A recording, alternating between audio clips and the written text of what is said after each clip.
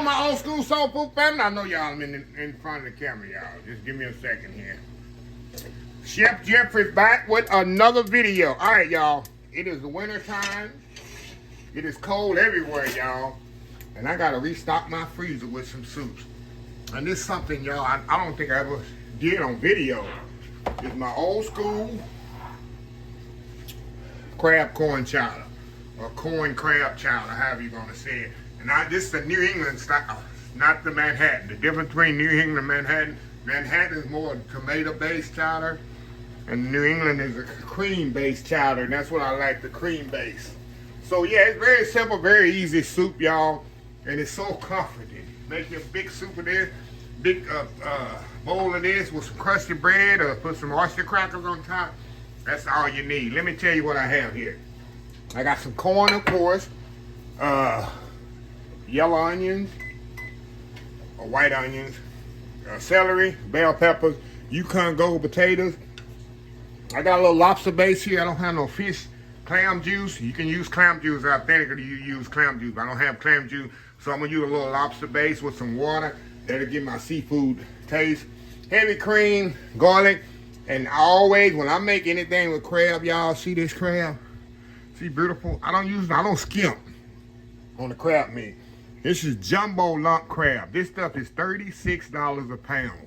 Like I said, when I make anything with crab, y'all see in my video, I do not skimp. If I'm making a good hearty soup, I want to taste. That's just the chef in me, and that's why I've been using all these years when I worked at my last job. I'm just spoiled like that, and I don't scrimp on nothing. So anyway, let's get started on this soup, y'all. It don't really take that long to put together. The only thing it takes is for the potatoes to get ready. What do I do? I'll put a little garlic in here, y'all. Get a little garlic going in here. Gotta get that going. Oh, the smell of garlic to wake you up. Okay, we're gonna put our onions in here. Celery. Gonna get a little saute on onion, celery, and bell pepper. Gonna get a little saute on these. Yeah, the saute on them. Kind of not caramelize. Kind of cook them down just a little. Even though we're gonna simmer this for a little bit while the potatoes are cooking, and go from there. But I just want to kind of get a little flavor on. So anyway, we'll be right back. All right, y'all. We sweating these things down a little. See that? You want to kind of sweat them down a little, not a lot. I mean, we're good to almost simmer this a little bit. Okay. Next thing I'm gonna do, we're gonna add our potatoes to this. Let me drain them here. Matter of fact, hold on. Let me go and add my liquid to this, my water. Get it all stocked up here. See that stocked up? And this is a hearty soup, y'all. I like it really, really. When I pick up a spoon of this, I want a big spoon of onions and celery and crab and all that. So I don't do a lot of too much liquid. You ever had soup where it's more liquid than substance? Y'all know I don't want it like that, y'all. Okay. Now we're gonna put a little lobster base in here, y'all. This gonna give it my seafood. Now if you don't have a seafood base, or what they say, clam juice, it's best to use clam juice. With my experience, if you don't have that, get some seafood base. If you don't, worst things come to worst, go ahead and use chicken stock or chicken base. But if you want the real authentic seafood taste, get you some seafood shrimp base or some kind of crab base, because it's a seafood soup. You want that whole experience, y'all. You can kind of move that around in there, let all that dissolve.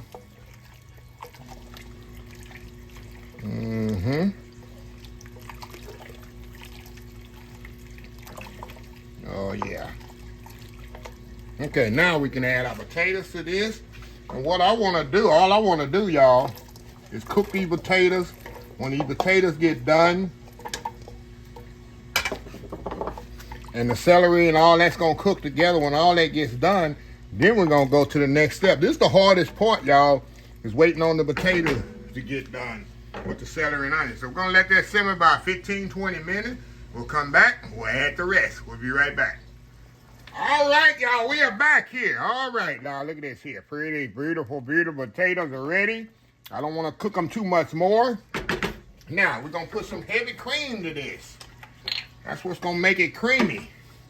Gotta have that cream in there, y'all. Like I said, I like my chowder cream-based. There we go. Now, we're going to bring this back up to a boil. And then we're going to season it. And then we're going to thicken it up. Gotta have it thickened, y'all. Right? We're going to thicken this up a little. Let me get my salt and pepper right now. Gonna season this up right quick while it's coming back up to a boil. Put salt and pepper here little by little.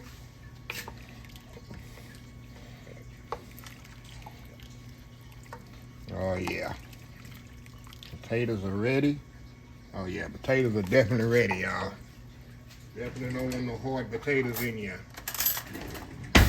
your soup.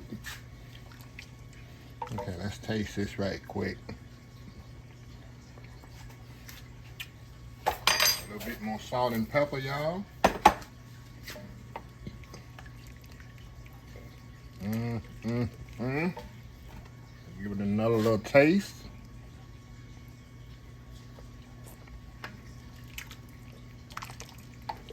Oh yeah. All right, y'all. We're gonna let this come up to a boil. We'll be right back to thicken it up. We'll be right back. All right, y'all, we are back. Okay, y'all, we're gonna thicken this up a little. Now, another thing y'all can do, that I've done many times, you know, when I sauteed it in the beginning, y'all can actually add bacon to this. Saute some bacon in at the beginning. I had a chef that I used to work for, made some of the best soups in the world, y'all. Made some of the best soups. He was just an expert at it. And that's what he actually specialized in. At my job I retired from, he would do the soups. And he would start the soup off with some bacon. Oh my God, y'all. Just a game changer. We're going to put all this roux in here. Now, a lot of people do it the other way. They add flour and all that. No. This way you can control how thick your soup is. See how it's thickening up? See that, y'all? Now this soup is thickening up. The last thing I'm going to add after I get this roux taste cooked out of there, we're going to add our corn and our crab. You don't have to cook it. All you got to do is bring it up temperature. The corn's already ready. Unless it's fresh corn. Of course, this is the winter time, and I don't have no good fresh corn in the H-E-B. They don't have it. They only have it when it's in season. I know some stores carry fresh corn, but it's not in season, y'all, so it doesn't have the same taste as corn in the summertime. Most people don't know that. So let me let this simmer about 2 or 3 minutes, then we're going to come back, add our corn and our crab. And this crab corn chowder is going to be ready. We'll be right back. All right, y'all, we are back. See how that's thickening up? He cooked that roux taste out of there. And that's about as thick as I want it because we just add the corn to that, which is going to thin it out just a little. And then we're going to put that crab in there. So we're going to add our corn to this, y'all. And this is frozen corn, y'all. Put that in there. Fold that in. Of course, it's going to bring that temperature down a little. Doesn't matter.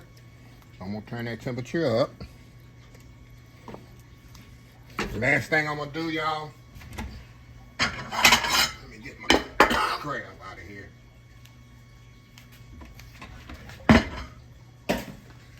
Here's beautiful, beautiful crab meat.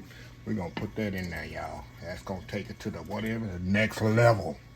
I tell people, they come to my house and eat crab corn chowder, people really is amazed. Like, oh my God, what's that big chunk of meat? That's crab meat. And I'm going to fold that in there. I don't want to break it up. I want to fold that in there. You probably can't see it, but you'll definitely taste it because you're going to get some on every spoon. Look at that, y'all. A beautiful old big old pot of crab corn chowder. Let me get my ladle. Give y'all the food. Look at that, y'all. See, when you get if you get a bowl of my soup, you're gonna get crab, potatoes, corn, celery, potatoes, everything. Look at that. So we're gonna let this simmer about 3-4 more minutes. Come back. I gotta do my world famous YouTube thumbnail, and we're gonna be time to show y'all. I gotta take one for the team like always and prove to y'all how good this is. So anyway, y'all, we'll be right back. All right, y'all, we are back here for the final episode. Final segment. Whatever, the final whatever. Look at that, y'all. I put a little oyster crackers on there for a little garnish. But y'all, this is comfort meal at its best. Like I say, get you some crusty bread. Look at this, y'all. And as this set up, let me move y'all over here. As this soup sets up, y'all, like it's gonna be ready. It's gonna be better tomorrow than it is today. And some soup set up the thing set up overnight. It's amazing. So what I do, of course, I'm gonna let this cool. And tomorrow, I'm gonna put in my little food saver bags, and we're gonna have for the rest of the winter. I want some soup. I got all kinds of soups in my freezer. I told y'all, I'm that nerdy guy that makes soups and I don't buy them in the store because I always have them in my freezer. But yeah, so anyway, enough talking. Let's get in here. Got a little crab meat there. Got some potatoes. See if I get a little bit of everything.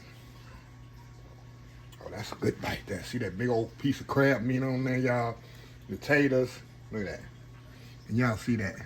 See the big old piece of crab meat. See the corn, the big old potato. Got the carrots, and not carrots. Got celery and onions in that going in. That's a hearty meal. Wow. It's so good, y'all.